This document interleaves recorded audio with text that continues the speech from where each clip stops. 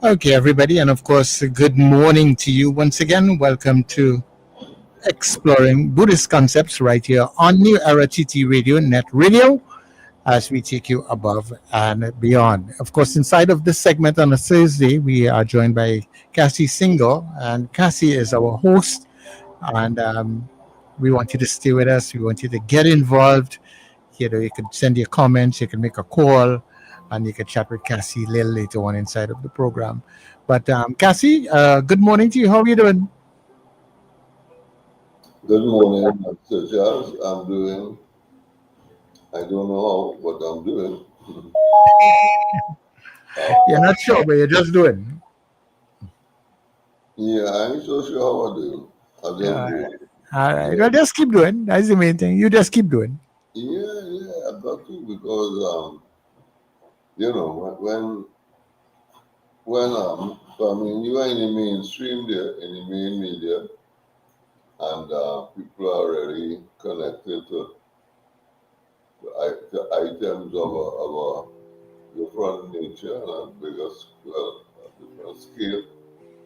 The to and fro's about Trump and Trumpism and things like that, and the politics and the geopolitics and so on. And here I am coming in sort of in the midst of that to talk about exploring Buddhist concepts. And sometimes I feel as though, already going on. Is anybody going to take this all at all? Because the other things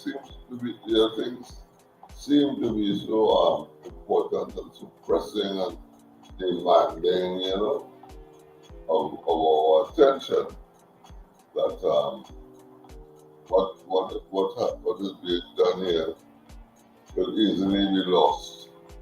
Nevertheless, what is being done here covers, to my mind, all of the above. In that, what we keep saying almost every week is that the Buddha said that there is suffering. Now, he didn't say life is suffering, but he did say there is suffering, which means that in life there is suffering. Not that life is suffering, but that there is suffering in life. And in all these discussions about Trump and so on and so forth, I hear it. I hear the suffering. But is anybody going to place that in the realm of where we as Buddhists or we as practitioners, followers of Buddha, is anybody going to place those ideas, those feelings in this part, in this context here? So every week we have been saying there is suffering. And we are saying also that one of the reasons, or one or two of the reasons for the suffering in life is that as human beings, we keep craving after things. We keep wanting things. And that craving causes suffering. Now, it might be all right, I'm not sure. It might be all right, simply the crave. And maybe just leave it there. Okay, I crave what? More wealth, more money, more whatever. And just leave it there. But we don't leave it there. We pursue it. And there lies the rub, because in pursuing it, we bring harm to ourselves and others. So that is the second noble truth, that there's a cause to the suffering, and that cause is craving, wanting, desiring more and more and more. And we are in that realm, according to Buddhist practice. We are in that realm, in that human realm, where desire is in the name of the being. You know, we always want, never satisfied, even with the slightest thing. You know, like get a little raise today, want another raise tomorrow. You know, change government today, what we really want. So we want a better government, we want. Knowing full well that nobody and nothing is perfect, yet, you know, we still want to go as close to perfect as possible. And really and truly, you know, it causes us a lot of hurt. It does a whole lot of harm. And we are left on, you know, what do we do next? We are very often asked questions. What do we do next? So here it is, we have tried this, we have tried that, we have changed this, and we have changed that, and yet the suffering continues. Or, in some cases, it has worsened, you know. And even where we are looking at improvements, for instance, okay, well, recently we won in three aspects of sport. Ishan Walker with the javelin, Jerry Richards with the 400 meter, and you see the TP Trinidad Night Riders with the cricket.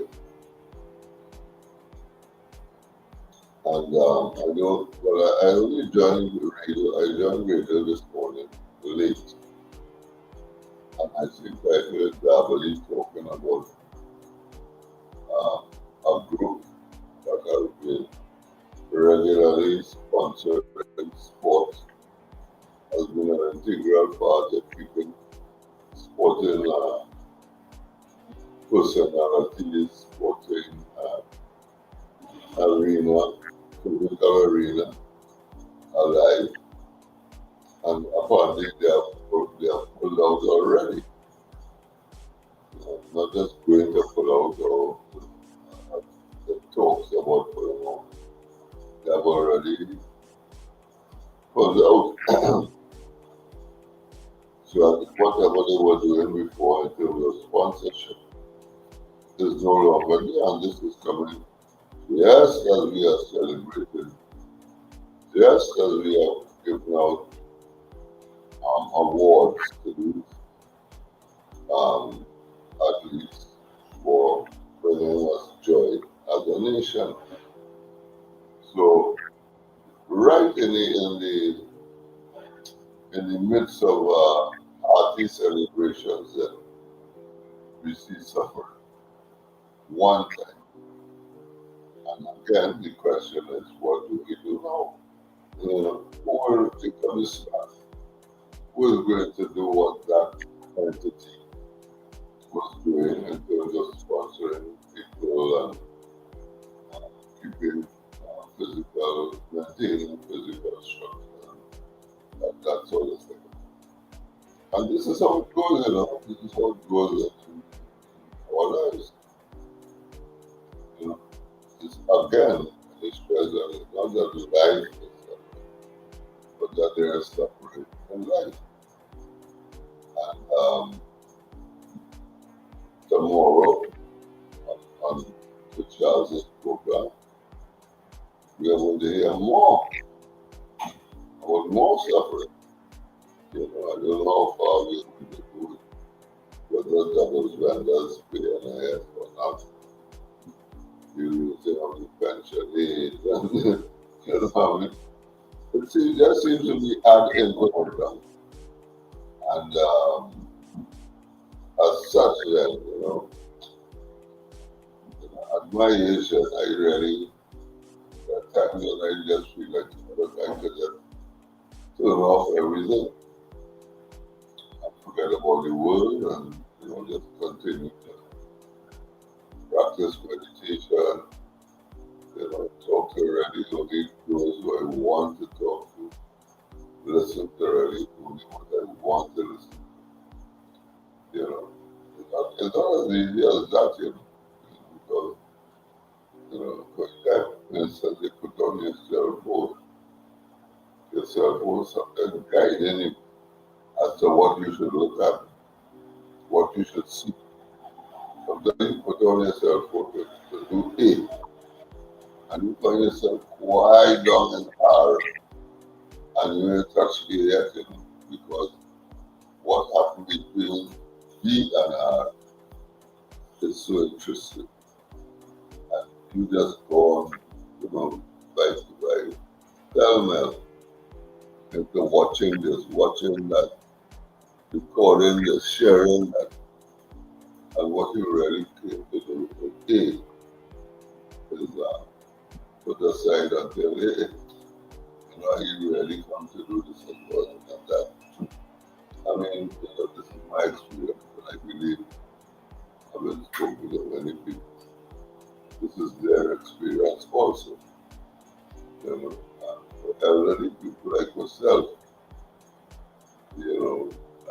well, for some elderly people that like myself, this could be harmful, because the mental gymnastics that the elderly in such situations have to go through. I could surely see us then developing these adding them to the amount of victims of things like Alzheimer's and so on and so forth. Memory loss. Because if you have to sit with all of this regularly, because you have become accustomed, like most of us, to the cell phone, and that we use it to put in various things, then I think that is one of the results, sad to say, where we could end up. We could end up, one of those dreaded diseases, because the diseases become a victim of one or the other, dementia, the case may be, and already in the normal scheme of things, there's forgetfulness, they say, in old age. So you can imagine now that your mind is being bombarded with all these things day to day. And there seems to be no letting up and no letting out. And you have to guard your mind, and you have to guard the mind so that you don't get overwhelmed, carried away, that sort of thing. But thank goodness that there's a third noble truth, which is called cessation. And in cessation, let's remember that these noble truths are concepts themselves, concepts that point towards enlightenment. Okay, they are not enlightenment, it's not enlightenment itself, but should we practice them, to the extent then where they become part and parcel of our lives, we can become enlightened. So this third noble truth now is called cessation of suffering. And thank goodness that there is that is a possibility, because without the possibility of cessation, all the things that I mentioned there are negative will multiply. You know, and you know, we really can't fathom what that means in today's world. It's already as chaotic as it is. Far more now to know that there is nothing to stop it. And this decision is very important. It's like going to the doctor and you have a problem, and the problem is that there is something. And then the doctor said, hey, let me diagnose this thing. And he finds out what he called it. And he said to himself, yeah, man, you can cure that. And you feel a bit of relief. You say, what the? Get on with it. Let's do the job. And already you begin to feel better. So cessation to the third noble truth is not something that we gloss over. As to say, well, all right then, cool. It is something that we show gratitude for them. We begin to show gratefulness for. We begin to show, if we don't show it as yet, we begin to feel a sense of loving kindness. At least there is something to relieve us from all of this. And then now we turn to the fourth noble truth, which is the cure. So what is the cure then? What do I have to do, doctor, to get rid of this disease or this ailment? And in Buddhism, in the fourth noble truth, tells us that there's a pathway, a cure that we call the Eightfold Noble Path. And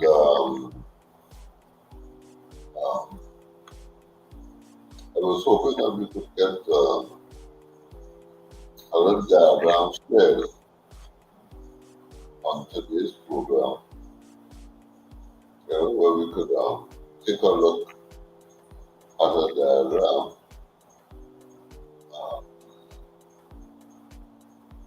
Well, let me see if I can find it here on my phone. The charge on my phone is so good. Wow, it's 15%. Anyway, let me see if I can find it right now. I will take it from the Google chart. I got that.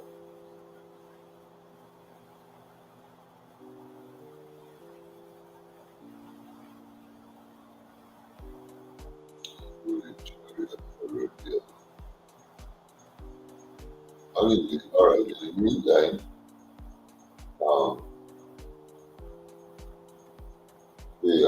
the Eightfold Noble Path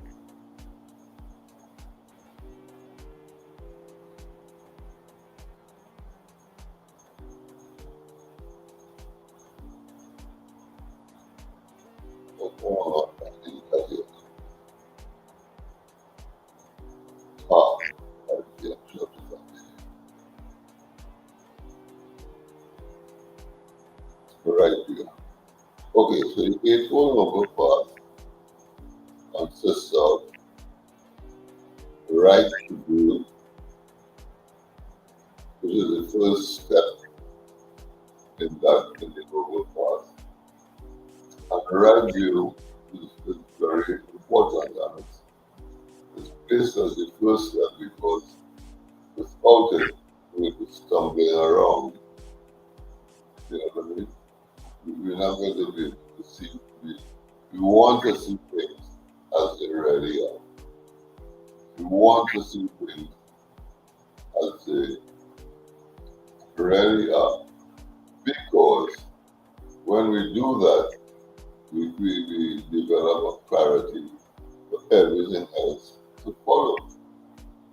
So it's not simply a question of having a view, which might be, but you can treat as well. This is how it is, maybe or maybe not. This is how it is because enlightenment follows from this. And this right view,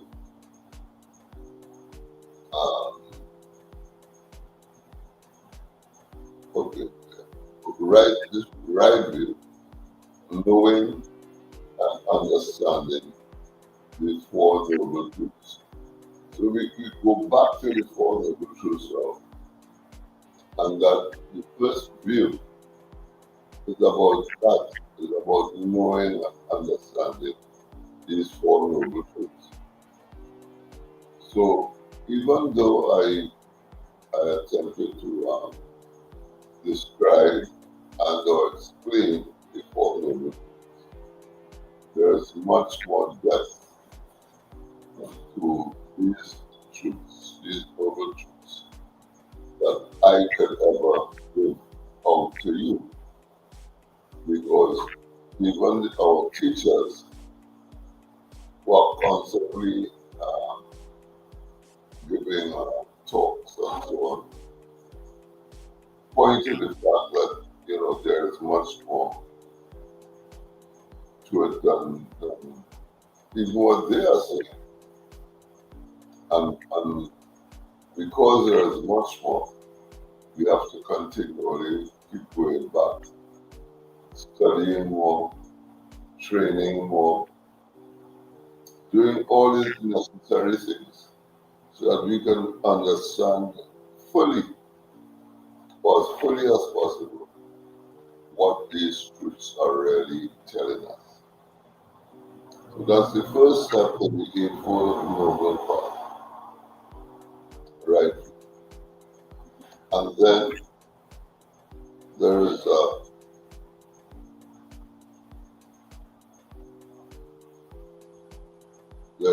right thoughts.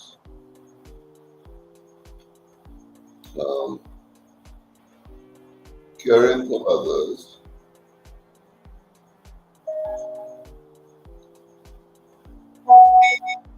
and being unselfish. The pictures are a bit fine. All right, I'm able to do it. Caring for others and being unselfish. Okay, so that's the second of the Eightfold Path. We have the right view, where we are seeing things as they truly are. And one of those things is the Four Noble Truths. Right thought, which is caring for others and being unselfish. The third is right speech, telling the truth, speaking kindly and wisely. Now remember too that speech is also a very important fragment when we begin to talk about body, speech, and mind. You hear that all of the time. When people talk about wholesomeness and holistic and mindfulness and things like that. We talk about body, speech, and mind. And the body is really, in Buddhism, let's see, we are really referring here to action. The actions we take.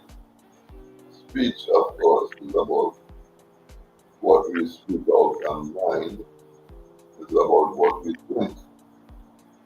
what you think, part of what you think comes out in speech.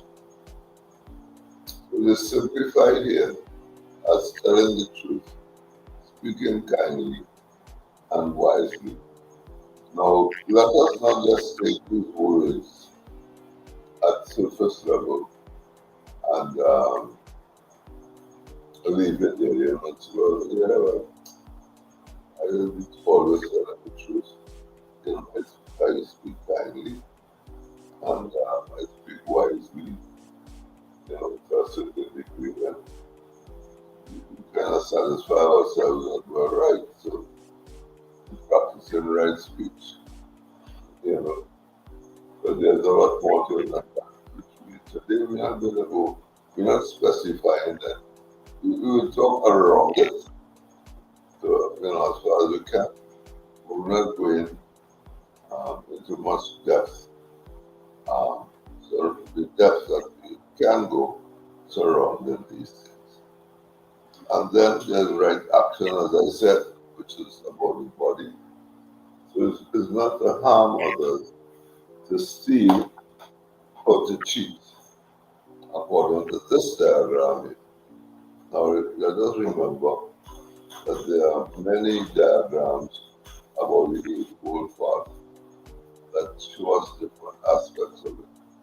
And I'm just using one of them here this morning to help to bring our mind and tune them with what they know, the Four Noble Truths, which are the basic understanding in Buddhism. Bring to mind what these things are about. Okay, so I'm just using a simplified, I would say, version of the Eightfold Path, the fourth of the Four Noble Truths.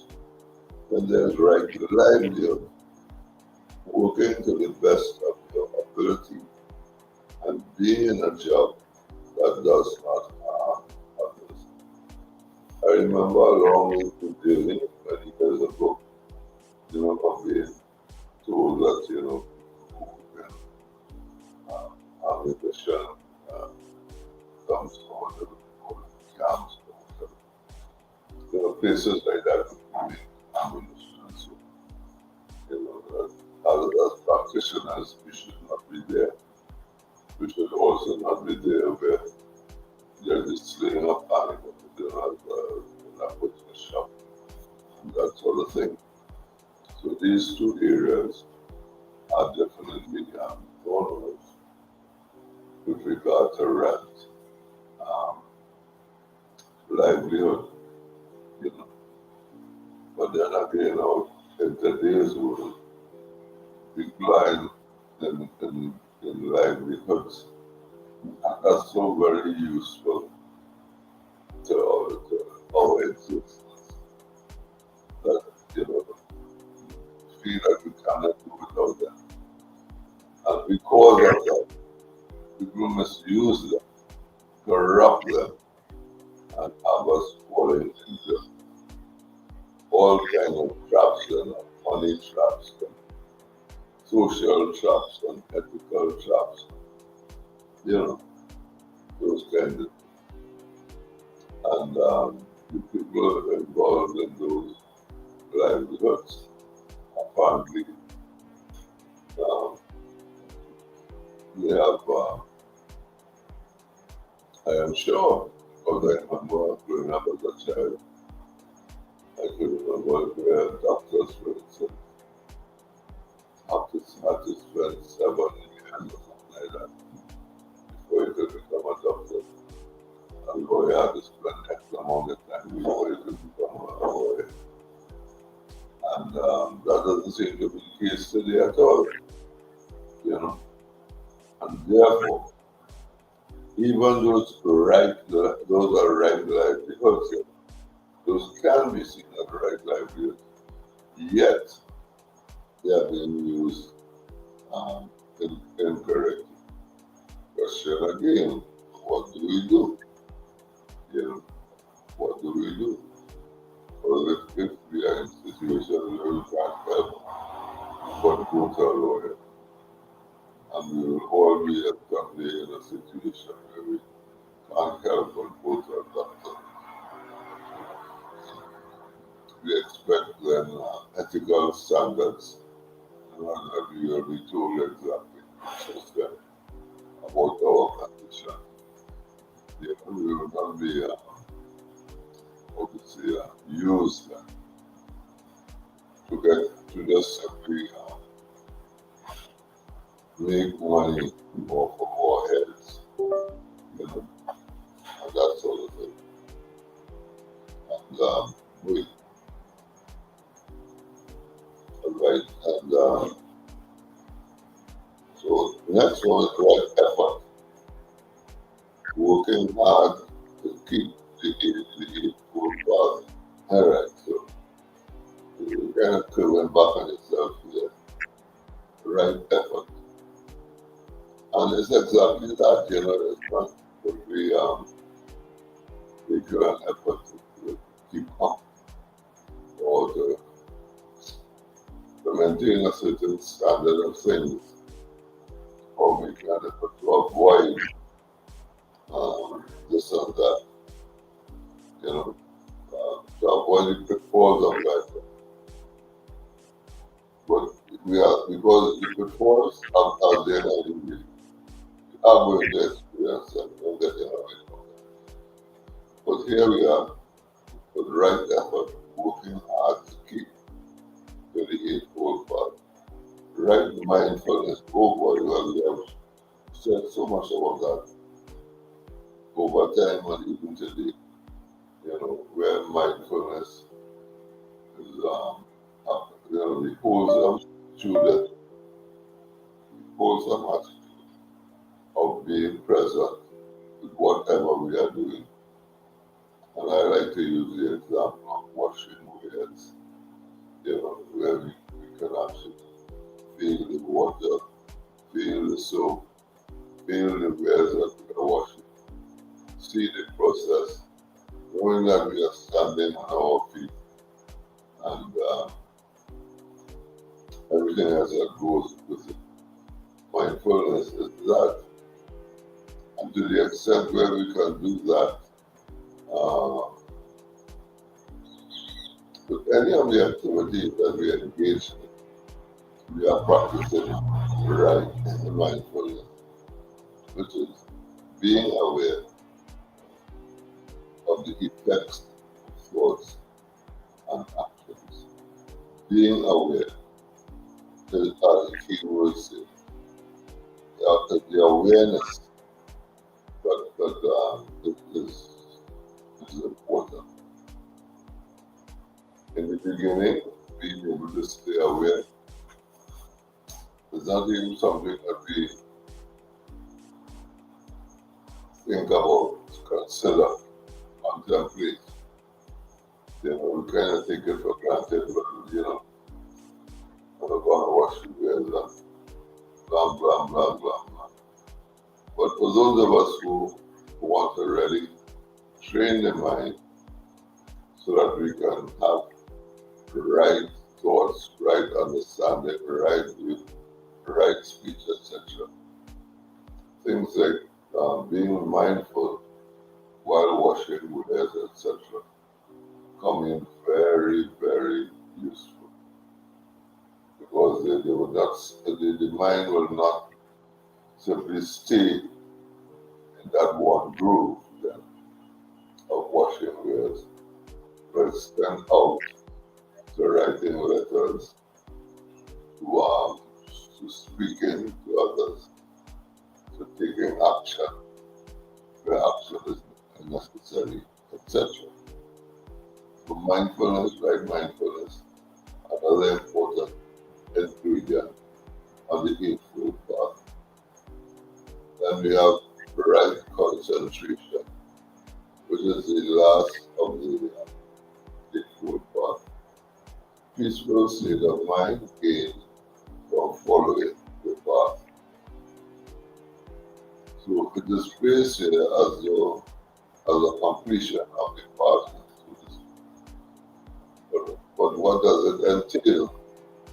Well, to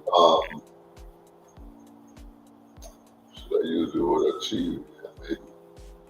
To achieve then a peaceful mind, come to a state of peaceful mind, we are encouraged um, to meditate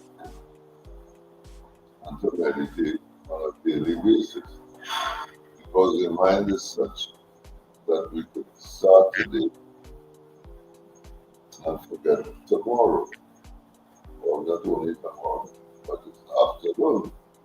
We will meditate this morning because the day is filled with so much of what we just spoke about, so much,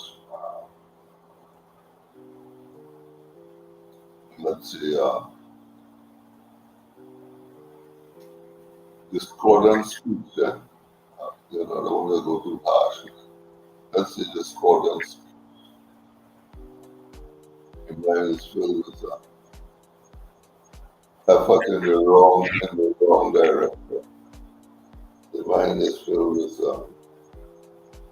selfishness rather than a bit of caring for others, and our thoughts.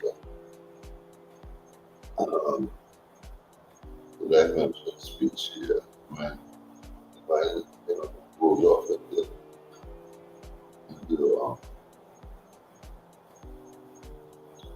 not just speech, but sometimes to listening, which is, to my mind, a very important part of speech. Listening, we hardly do that. We just keep talking away and, we hardly do what some people call it active listening. Listen to the extent where um, the person speaking knows that that he or she is being listened to. And sometimes, I have experienced this once or twice, let me say, in the past, where actually deep listening to others have helped the speaker to change course in what they are saying, to change direction, to hold up and to take another look at what they are saying. Sometimes we are guilty of harsh speech, or one might even say victims of anger and that sort of thing. And we fall into harsh speech very easily. We get upset very easily and say things that we should not say. This happens quite regularly. But when we can see it, we have to see it many, many times before we actually begin to work on it or to do something positive or meaningful about it. Nevertheless, it is there for us to work on. So the cure, there's a cure within the cure. So for every one of the aspects of the Noble Eightfold Path that we find ourselves deficient, there are other parts of the Eightfold Path that can help us to clean up, to first of all become aware that these are deficiencies, and then to have a desire to do something about them. So, full circle, the practice of Buddhism can do all of these things, as I said earlier. Thank goodness that there is cessation. As soon as we can practice all of this and free ourselves of the depression, the depression of the world around us, or that the world around us can cause.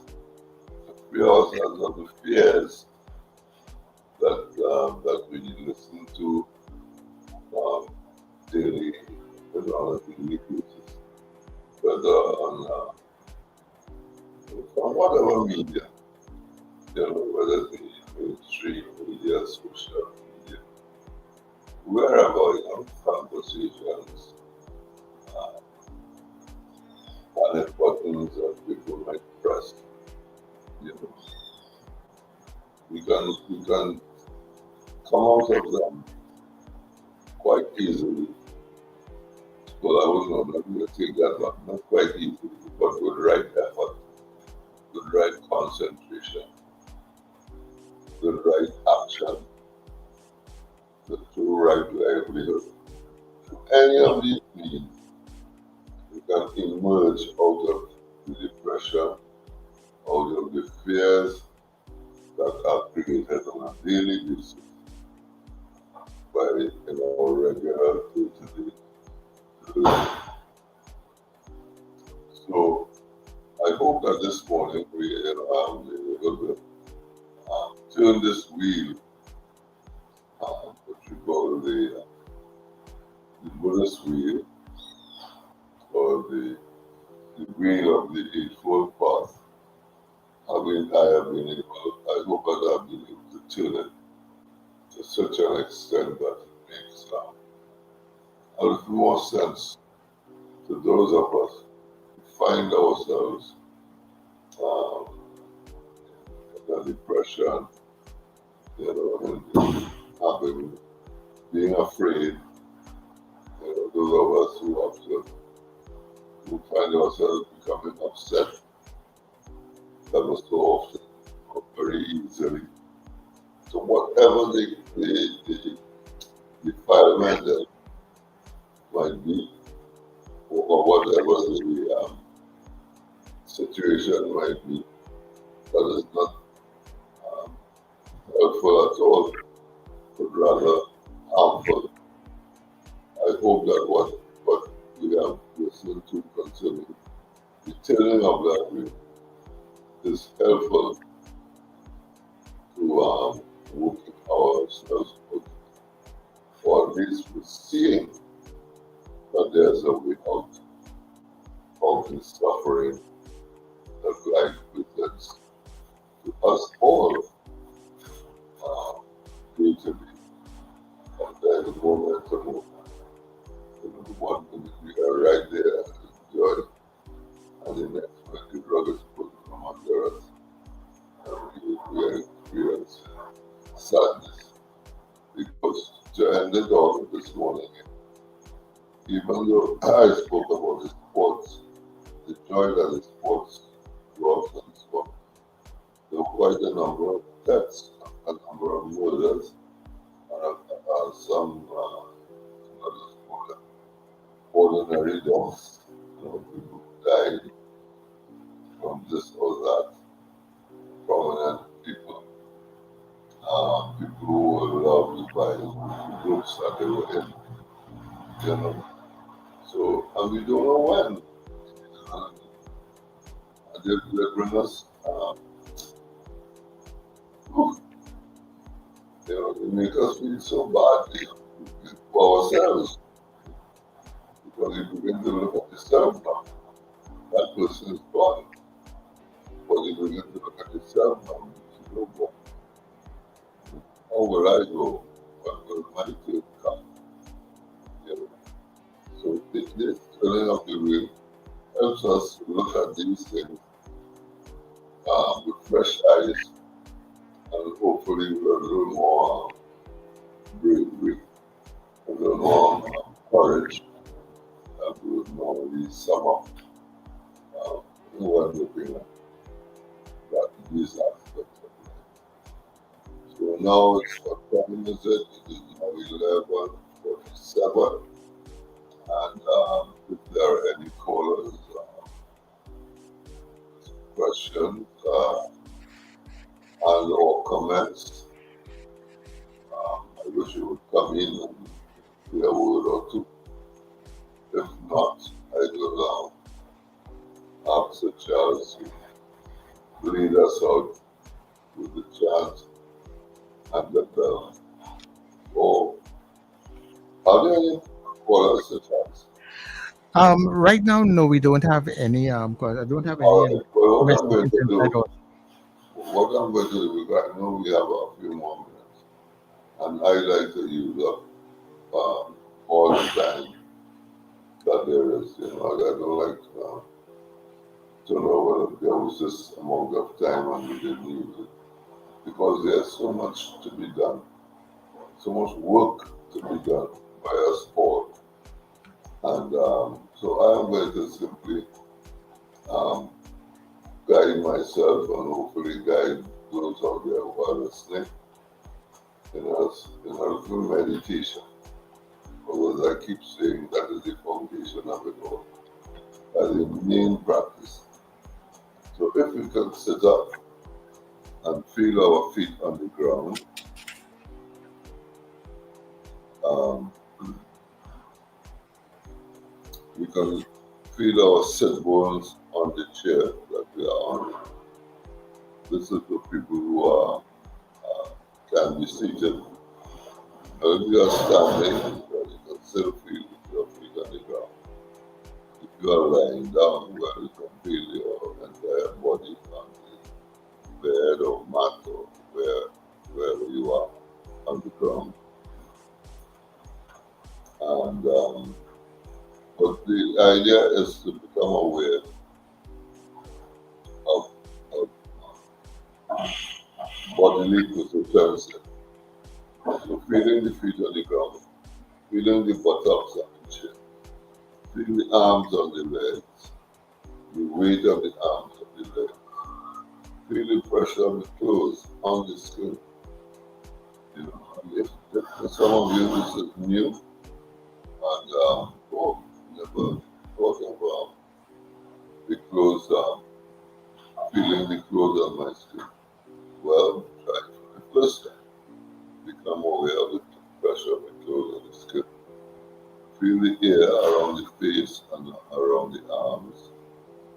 Those are normally areas that are exposed. Or the hands, the long sleeve shirt or whatever. You can feel the air around the face for sure. And around the hands, hand or arms. Because there's air over and around and you can feel it. And you can straighten the spine up. Where the head, stretch that hair upwards towards the ceiling and beyond, but not to the extent that it is too tight. We just want to have it stretched, yet relaxed. The other aspects of the posture, which are that you have the tongue facing upwards towards the palate. Now the eyes could either be closed, half open, or open. If they are open or half open, should be casting downwards at an angle of about 45 to 46 degrees. So that's where we are at posture. What else is there? So there are a few more things, but we leave that in. Then we enter the main body of the meditation, which is to begin to feel the breath as it enters in the nostril. You can either feel it at the entrance to the nostril or in the belly as it rises. That is the in-breath. You are feeling the in-breath coming in, knowing that it is coming in, knowing that it has passed the nostril, knowing that it has reached the belly, and that is the in-breath. And you know it. And then you can feel the out-breath when the belly goes down. The air passes out of the nostrils, as the case may be.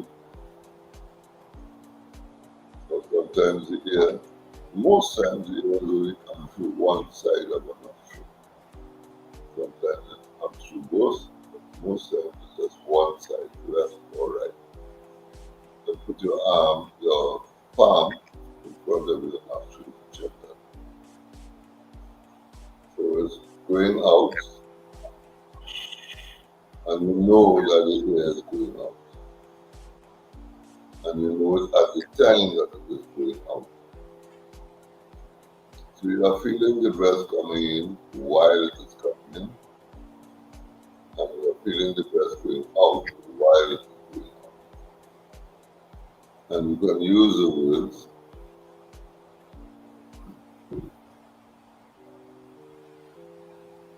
knowing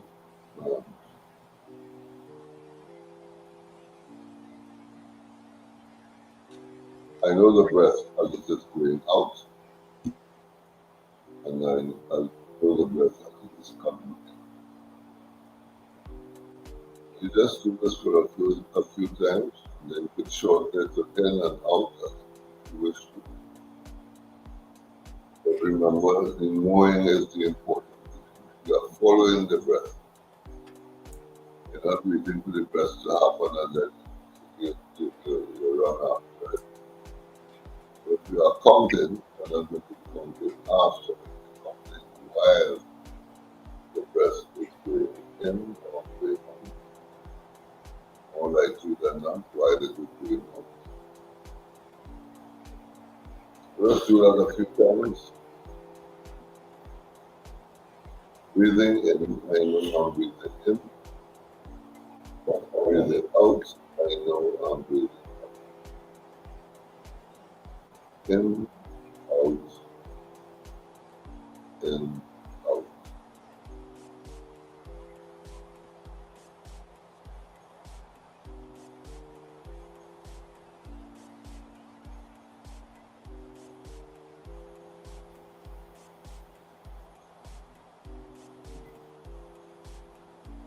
If you find the mind strained, that is only normal, natural. It will strain. And be thankful that you recognize that it has strained, because you don't often do that. You don't ever do that. So just be very thankful that, hey, my mind has strained. And you come back to the conscious whatever you follow it.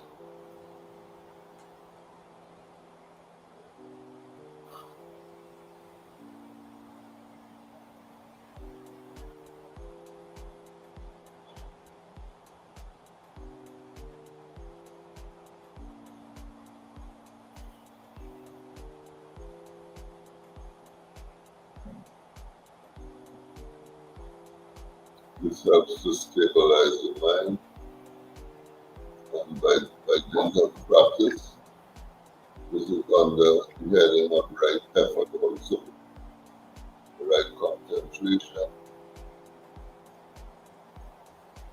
by the such type of such concentration. The mind gradually stabilizes, becomes peaceful. So this is an amount of clarity which is needed on the journey.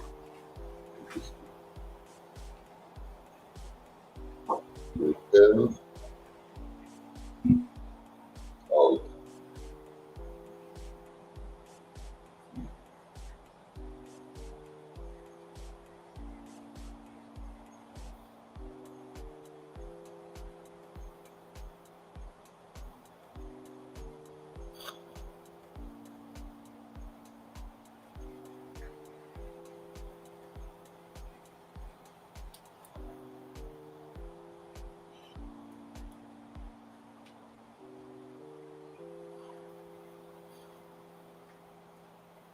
We under this program to wish that all sentient beings will benefit from what has been done here this morning. And if there's anyone that you know who is in need of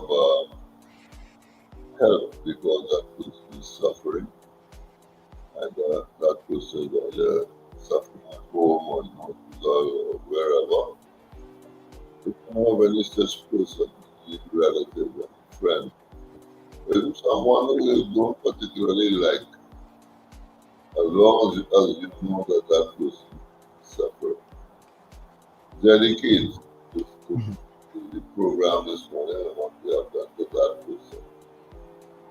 So I know whisper the name or just hold it in our heart silently.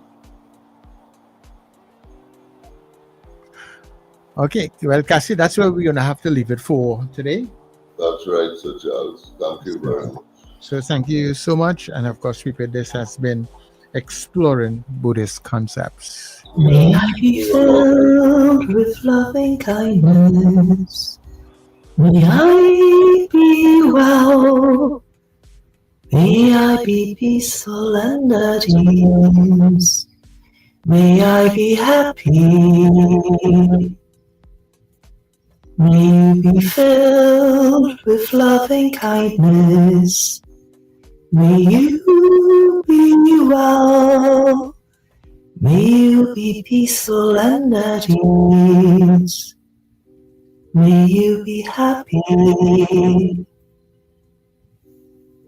May we be filled with loving kindness. May we be well.